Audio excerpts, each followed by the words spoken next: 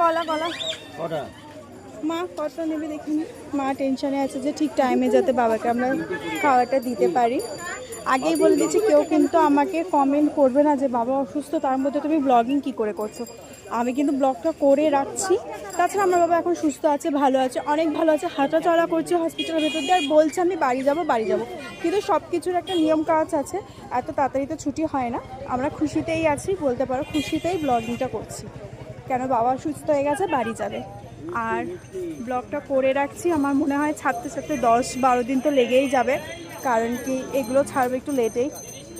কিন্তু তোমরা আমার ইউটিউব ফ্যামিলি হও, ফেসবুক ফ্যামিলি হও বা ইনস্টা ফ্যামিলি, যেখানেই আমি পোস্ট করি না কেন, তিনটেতেই চেষ্টা করব পোস্ট করার। আগে তো আমি ফেসবুকে পোস্ট করতাম না, ইউটিউবেও শুধু ইউটিউবেই পোস্ট করতাম, আমি ইনস্টাগ্রামেও পোস্ট করতাম না। এটা আমি প্রথমবার ভাবলাম, আমাকে সবাই